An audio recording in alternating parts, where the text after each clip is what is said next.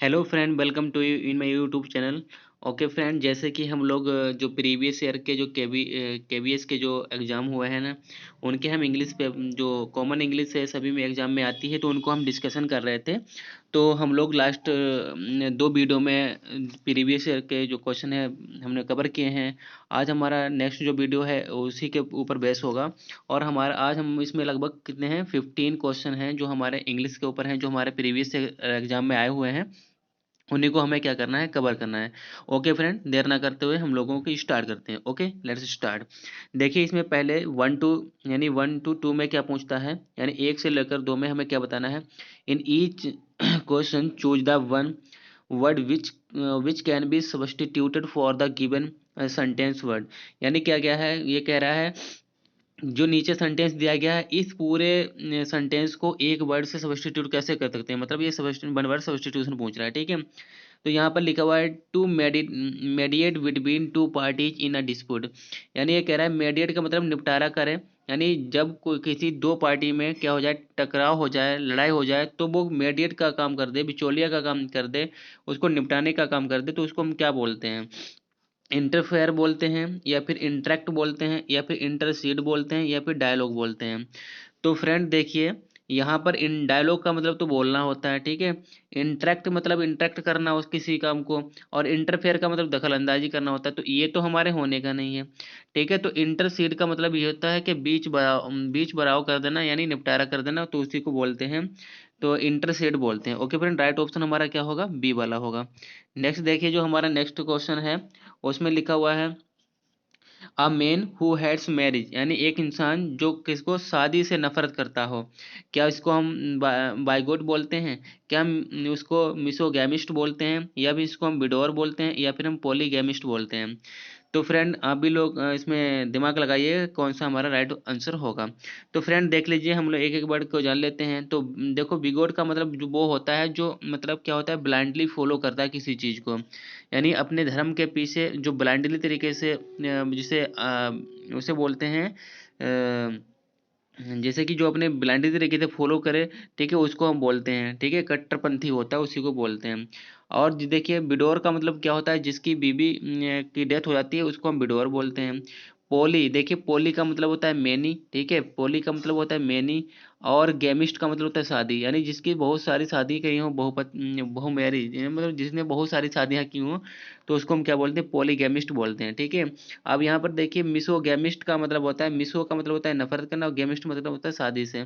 तो यानी जो शादी से नफरत करता है उसको हम क्या बोलते हैं, मिसोगैमिस्ट बोलते हैं। तो राइट ऑप्शन हमारा क्या होगा, यहाँ राइट ऑप्शन हमारा सी वाला होगा। ओके फ्रेंड, आगे देखते हैं, आगे हमारे जो ऑप्शन दिए गए हैं, क्वेश्चन है 3 to 5 में। ये क्या कह रहा है कि 3 to 5 में हमें बताना है चूज द वर्ड, क्या है, choose the word which best express the meaning of the bold word in the sentence. यानी कह रहा है कि जो नीचे एक सेंटेंस दिया गया है उसमें एक बोल्ड वर्ड है, तो उसकी हमें मीनिंग बतानी है, ठीक है, यानी उसकी सिनोनियम बताना है हमें, ठीक है। देखिए यहाँ पर लिखा हुआ है this will gratify some people and surprise the rest. वो कह रहा है कि ये जो है यह कुछ लोगों को ग्रेटिफाई करेगा। अब हमें ग्रेटिफाई की हमें बताना है, ठीक है, सम पीपल कुछ लोगों को, एंड सरप्राइज द रेस्ट, और बाकी दूसरे लोगों को क्या करेगा, सरप्राइज कर देगा, उनको शौक पहुंचा देगा, ठीक है, उनको आश्चर्यचकित कर देगा। तो यहाँ पर देखिए ग्रेटिफाई की अगर आपको मीनिंग पता होगी तो आप इनको सारे के सारे कर पाओगे, ठीक है। तो देखिए ग्रेटिफाई का मतलब होता है किसी को प्लीज कर देना, किसी को प्लीज कर देना मतलब होता है खुश कर देना। तो देखिए खुश का मतलब इसमें हमारी कौन सी है, क्या हमारे डिलाइट का मतलब खुश होता है, क्या हमारा डिस्फेज का मतलब खुश होता है, क्या हमारा सोरो का मतलब खुश होता है, या फिर एनवाय का मतलब खुश होता है। देखिए फ्रेंड, यहाँ पर सोरो का मतलब दुख होता है, एनवाय का मतलब गुस्सा करना होता है, और डिस्पेच का मतलब होता है निराश करना होता है। तो जो हमारा राइट ऑप्शन होगा वो हमारा होगा ऑप्शन नंबर ए। इसका मतलब होता है डिलाइट का मतलब होता है ग्रेटिफाई करना, खुश करना, ठीक है फ्रेंड, ये हमारा राइट ऑप्शन होगा। आगे बढ़ते हैं। देखिए जो हमारा नेक्स्ट सेंटेंस है उसमें लिखा हुआ है कि John has always been an elusive customer. वो कह रहा है कि जॉन जो है ना वो हमेशा कह रहा है वो एक इल्यूसिव कस्टमर रहा है, ठीक है। इल्यूसिव कस्टमर किसे बोलते हैं? अब आपको अगर इल्यूसिव की मीनिंग पता होगी तो आप बेटर तरीके से कर पाओगे। क्या क्वेरलसम रहा है, या रिलायबल रहा है, या फिर बैफलिंग रहा है, या फिर ऑनेस्ट रहा है? देखिए इल्यूसिव का मतलब होता है झगड़ालू। क्या होता है? झगड़ालू होता है, जो बात बात पर झगड़ता है, ठीक है। वर्दलेस हो उसको बोलते हैं। तो देखिए बेफलिंग का तो होगा नहीं। ऑनेस्ट ईमानदार होता है। रिलायबल का मतलब भी एक तरीके से ऑनेस्ट ही होता है, ईमानदार। तो यानी हमारा जो बेस्ट ऑप्शन होगा वो क्या होगा? हमारा ए वाला होगा, क्वारलसम यानी झगड़ालू, ठीक है। ओके, आगे बढ़ते हैं। इसमें लिखा हुआ है कि नेक्स्ट जो हमारा 5th नंबर क्वेश्चन है, लिखा हुआ है कि ant is believed to be the most industrious creature. कह रहा है कि जो एंट है ना, चींटी है, वो सबसे ज़्यादा इंडस्ट्रियस क्रीचर माना जाता है। इंडस्ट्रियस के हमें क्या बताना है यहाँ पर? इंडस्ट्रियस के हमें बताना है मीनिंग, ठीक है। अब क्या इंडस्ट्रियस का मतलब सेंसिबल होता है, या डिलीजेंट होता है, या फिर सक्सेसफुल होता है, या फिर पंचुअल होता है? तो देखिए फ्रेंड, अगर हमें इंडस्ट्रियस की हिंदी पता है तो हम सारे इनको अच्छे तरीके से कर पाएंगे। तो इंडस्ट्रियलिस्ट का मतलब होता है मेहनती, ठीक है। हार्ड वर्कर, स्ट्रगलर उसे बोलते हैं, टसलर बोलते हैं, ठीक है। तो क्या सेंसिबल का मतलब होता है? नहीं होता है। सेंसिबल का तो समझदार होता है। सक्सेसफुल का मतलब होता है? नहीं। सक्सेसफुल का तो मतलब वो सफल होता है, ठीक है।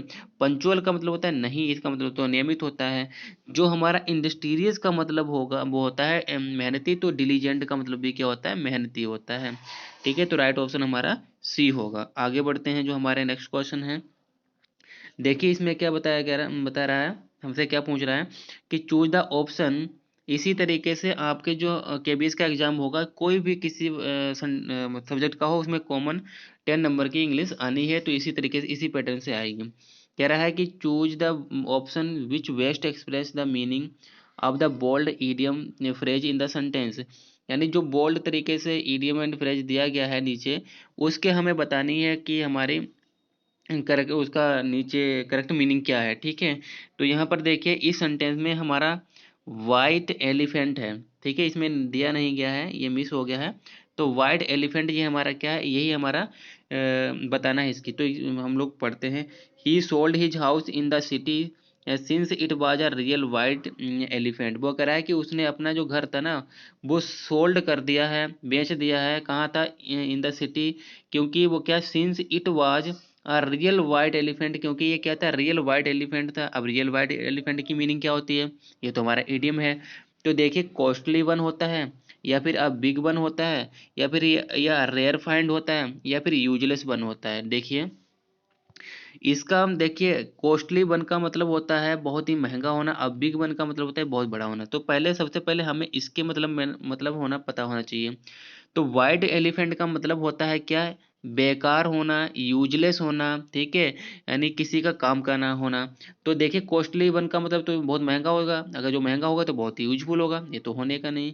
अब बिग वन यानी बहुत बड़ा होगा तो यूजफुल होगा, ये तो हम है नहीं, ठीक है। आ रेयर फाइंड यानी वो जैसा बहुत ही मुश्किल से मिले, ऐसा होता है ही नहीं, ठीक है। यहाँ पर लिखा है आ यूजलेस वन, यानी एक बेकार था, ठीक है, यानी जिसका कोई यूज ही नहीं था, उसने वो अपना घर सिटी में वाला बेच लिया। तो हमारा करेक्ट ऑप्शन क्या होगा? डी वाला होगा, ठीक है। आगे देखते हैं। देखिए इसमें जो हमारा वर्द हिज सेल्ट, ठीक है, वर्द हिज सेल्ट वाला जो ये जो दिया गया इसको ही हमें बताना है कि इसकी हमारा इडियम फ्रेज की मीनिंग क्या होती है, ठीक है। देखते हैं। जैसे देखिए इसमें क्या लिखा हुआ है, कह रहा है कि he is not worth his salt if he fails at this juncture, ठीक है। वो कह रहा है कि वो he is not worth his salt, वो क्या नहीं है? वर्थ हिज साल्ट नहीं है यदि वो फेल हो जाता है इस जंक्चर पर, ठीक है। इस यानी इस जंक्चर पर सिचुएशन में वो फेल हो जाता है। तो इसका मतलब जो वर्थ यहाँ पर वर्थ हिज साल्ट लिखा हुआ है, तो क्या उसका मतलब क्वाइट वर्थलेस होता है, या फिर एडिक्वेटली केयरफुल होता है, या फिर वेरी इंपॉर्टेंट होता है, या फिर कंसीडर्ड पिकुलियर होता है? तो फ्रेंड देखिए जो वर्थ हिज साल्ट होता है उसका मतलब होता है बिल्कुल बेकार होना, बिल्कुल यानी योग्य ना होना। तो इसका मतलब होता है वर्थ हिज साल्ट। तो यहाँ पर जो हमारा राइट ऑप्शन होगा वो होगा क्वाइट वर्थलेस होगा, बाकी इनका कोई भी नहीं होगा, ठीक है। आगे फ्रेंड देखिए, आई थिंक आपको समझ में आ गया होगा। आगे देखिए जो हमारा 8 नंबर क्वेश्चन दिया गया है उसमें क्या पूछ रहा है कि इसमें तो दिया गया है ब्रोक ऑफ, तो he broke of in the middle of his story, यानी वो ब्रोक ऑफ हो गया in the middle of his story, story के बीच में। तो क्या स्टार्टेड क्राइंग होता है, रोने लगा इस स्टोरी के बीच में, या फिर स्टॉप सडनली, या फिर अचानक रुक गया, गेव अप या फिर छोड़ दिया उसने, डिड नॉट स्टॉप या फिर रुका नहीं। तो फ्रेंड देखिए ब्रोक ऑफ का मतलब होता है क्या, अचानक रुक जाना, यानी सडनली तरीके से कोई बाधा उत्पन्न हो जाना और रुक जाना। तो हमारा यहाँ पर जो बेस्ट आंसर है वो हमारा ऑप्शन बी है, यानी स्टॉप सडनली, यानी अचानक से रुक जाना। ठीक है फ्रेंड, आई थिंक आपको समझ में आ गया होगा। आगे क्या पूछ रहा है देखिए फ्रेंड, इसमें हमारा अपोजिट वर्ड जो ये दिए गए हैं 9 से 11 तक पूछ रहा है अपोजिट वर्ड। कह रहा है कि choose the word which is closest to the opposite in meaning of the bold words in the sentence, यानी जो सेंटेंस दिए गए हैं इनमें जो वर्ड बोल्ड तरीके से वर्ड कर दिया गया है इस तरीके से, उनके हमें अपोजिट मीनिंग बतानी है। तो कह रहा है कि the question he asked was so absurd, कि जो उसने क्वेश्चन पूछा वो कैसा था, अब्सर्ड था। ठीक है, अपसर्ड या अब्सर्ड दोनों पढ़े जाते हैं। तो इसका मतलब क्या होता है, फिक्शनल होता है, देखिए क्या फिक्शनल होता है, या फिर रेशनल होता है, या फिर प्रोपोर्शनल होता है, या फिर यूजलेस होता है। तो फ्रेंड देखिए जो अपसर्ड का मतलब होता है बेतुका होना, यानी इररिलेवेंट होना, बेढंग का होना, जिसका कोई मीनिंग ही ना निकले। तो वो कह रहा है कि the question he asked was so absurd, वो कह रहा है कि जो क्वेश्चन उसने पूछा वो कैसा था, इररिलेवेंट था, ठीक है, यूजलेस था, मीनिंगलेस था, जिसकी कोई मतलब ही नहीं थी। तो फिक्शनल तो बहुत ही अच्छा होता है, प्रोपोर्शनल भी होता है, यूजलेस तो होगा नहीं। ठीक है, तो यहाँ पर देखिए यहाँ पर जो हमारा क्या पूछ रहा है, अपोजिट पूछ रहा है। ठीक है, तो यहाँ पर हमारा जो अपोजिट होगा, यानी अब्सर्ड का मतलब तो बेकार होता है, ठीक है, यूजलेस का मतलब बेकार होता है, प्रोपोर्शन होने का नहीं है, फिक्शनल होने का नहीं है। तो यहाँ पर देखिए जो हमारा होगा रेशनल, रेशनल का मतलब होता है तर्क संगत, यानी रिलीवेंट होना, मिलता जुलता होना, अच्छा होना। तो यानी इसका अपोजिट क्या होगा, रेशनल हो जाएगा। ठीक है, आगे देखिए 10th नंबर में क्या कह रहा है कि ambiguity of thoughts can prove a disasters.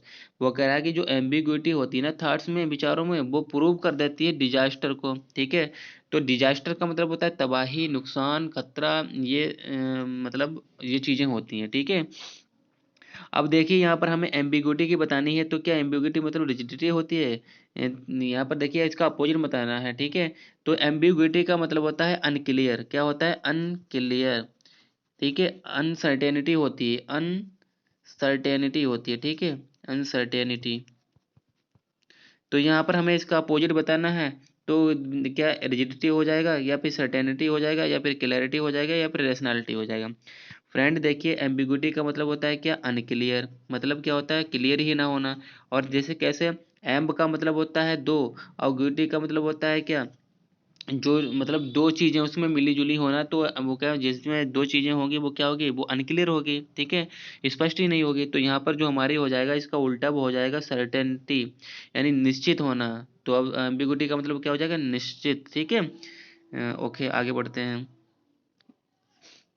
देखिए आगे जो हमारा पूछ रहा है कि द बॉय, देखिए इसमें क्या पूछ रहा है कि the boy found himself in a pathetic situation, यानी वो कह रहा है कि बॉय ने अपने आप को कहाँ पाया, एक पैथेटिक सिचुएशन में पाया, बहुत ही गंभीर सिचुएशन में पाया, बहुत ही ऐसी थी जो उसके लिए बड़ा पैथेटिक थी, टिपिकल थी। ठीक है, तो देखिए इसका हमें पैथेटिक का हमें अपोजिट बताना है, क्या कॉमिकल हो जाएगा, या फिर कॉमन हो जाएगा, या मार्वलेस हो जाएगा, या फिर सरप्राइजिंग हो जाएगा।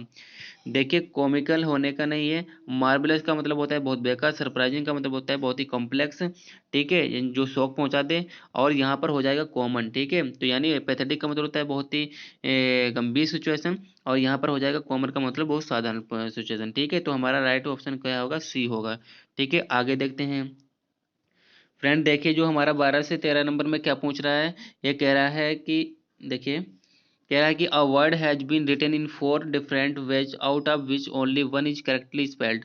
वो कह रहा है कि जो नीचे वर्ड दिए गए हैं इनमें से आपको एक करेक्टली स्पेल्ड वर्ड बताना है। ठीक है, तो कौन सा करेक्टली स्पेल्ड वर्ड है, और उनमें से हमें क्या बताना है, एक बताना है 12 और 13 में। ठीक, करेक्ट स्पेलिंग पूछ रहा है। कि इसमें कमेटी की लिख पूछ रहा है, तो कमेटी की स्पेलिंग क्या ये वाली होती, ए वाला होते हैं, या फिर हमारा सी वाला होगा, या फिर हमारा बी वाला होगा, या फिर हमारा डी वाला होगा। तो देखिए कमेटी की स्पेलिंग बहुत ही ईजी होती है याद करने की। क्या होता है इसमें, यही होता है कि double M double T double E, यानी 3 वर्ड ऐसे होते हैं जो डबल बार रिपीट होते हैं। क्या, double M double T double E, double M double T double E, जिसमें देख लीजिए double M double T double E हो वही होगा हमारा। और एम के बाद क्या होता है, आई होता है, ई नहीं होता है। एम के बाद आई होगा, ई नहीं होगा, वही से करेक्ट हमारा आंसर होगा। तो देखिए हमारा इसमें कौन सा करेक्ट आंसर है। इसमें तो हमारा double M double T double E है, लेकिन मैंने क्या बताया कि उसके बाद एम के बाद आई होगा, तो ये हमारा होने का नहीं है। तो इसमें देखिए डबल टी डबल ई तो है और यहाँ पर आई भी है, लेकिन यहाँ पर सिंगल एम है, ये भी गया। ठीक है, इसमें देख लेते हैं, डबल एम भी है, आई भी है, डबल टी भी है, ई नहीं है, यहाँ पर ई है हमारी सिंगल है, ये भी गया। तो यहाँ पर देखिए double M I double T double E, ये हमारा क्या है, ये बिल्कुल करेक्ट आंसर है। यानी इस वर्ड में जो कंडीशनल है वो पूरा फुलफिल कर रहा है, तो हमारा राइट ऑप्शन क्या है, डी वाला हो गया। ठीक है, आगे देख लेते हैं। आगे कोलाबरेशन की स्पेलिंग पूछ रहा है। तो देखिए कोलाबरेशन की स्पेलिंग जो राइट स्पेलिंग होती है वो क्या ऑप्शन ए वाली होती है, या ऑप्शन सी वाली होती है, या फिर ऑप्शन बी वाली होती है, या फिर ऑप्शन डी वाली होती है। तो फ्रेंड देखिए डबल एल जरूर होता है, उसके बाद ए बनता है। ठीक है, और जो ए बनेगा फिर बी आएगा, फिर उसके बाद ओ जरूर आता है, कोलाबोरेशन होता है, कोलाबोरेशन कोलाबोरेशन कोलाबोरेशन। ठीक है, तो देखिए क्या इसमें कोलाबोरेशन किसमें हमारी जो फुलफिल कंडीशन कर रहा है, क्या होगा, डबल ए और ए डबल एल होगा और ए हो गया और फिर बी होगा, फिर उसके बाद ओ होगा, बी के बाद ओ आना है।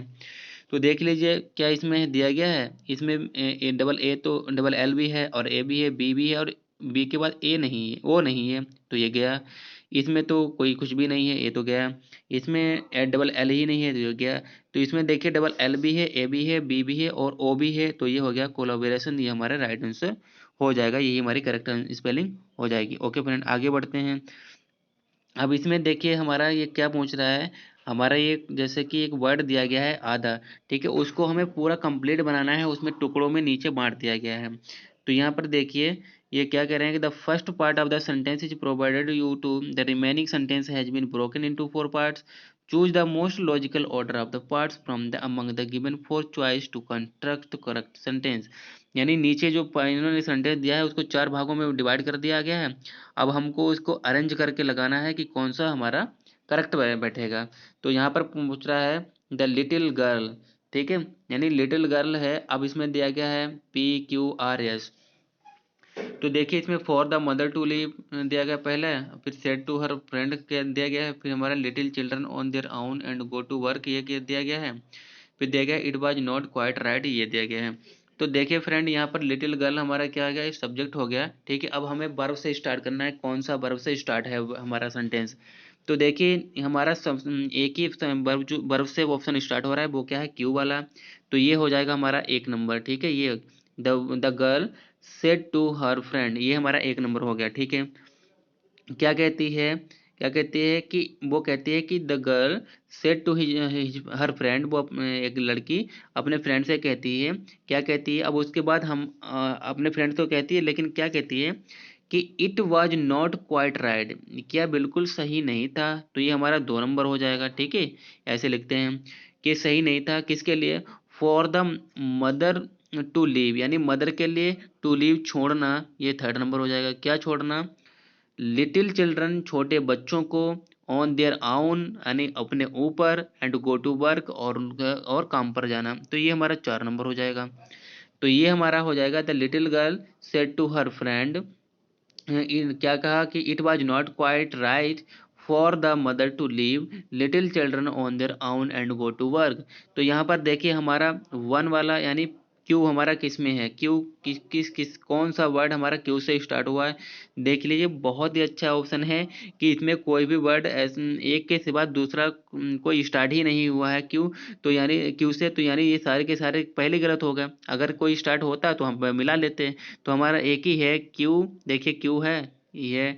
फिर क्या दिया गया है, एस, कौन 2 नंबर में है, एस। ठीक है, फिर क्या है, पी नंबर थर्ड में है, ठीक है, आर 4 नंबर में, ठीक है। तो बिल्कुल हमारा राइट ऑप्शन क्या होगा, हमारा डी वाला होगा। क्या होगा, Q S P R. Okay friend, आगे देखिए लास्ट जो हमारा क्वेश्चन है आज का, उसमें भी हमें यही तरीके से करना है, रीअरेंज करना है।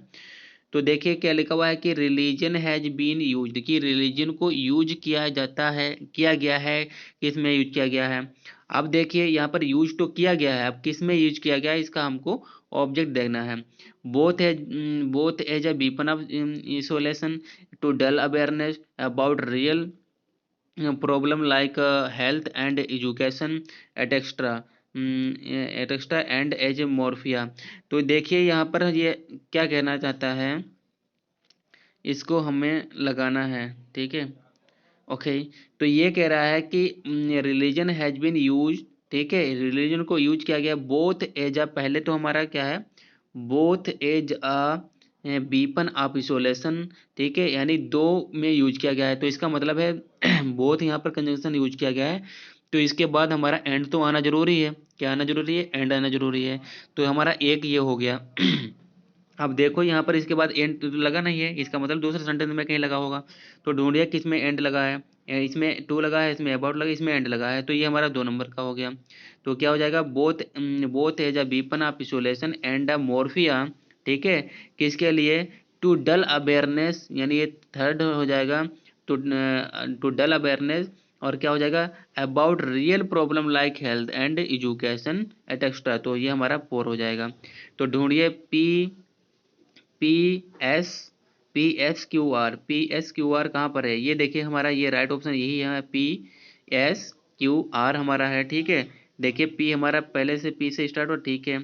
अब उसके बाद हमारा क्या है, यस है, यस से कोई स्टार्ट ही नहीं हो रहा, तो हमारा एक ही सेंटेंस ऑप्शन सही है, क्या वाला, ए वाला सही है, ठीक है। तो आई थिंक आपको फ्रेंड ये ऑप्शन समझ में आया होगा, और सारे के सारे क्वेश्चन भी समझ में आए होंगे, और जो हमने बेस्ट ट्रिक यूज की है वो भी समझ में आई होगी।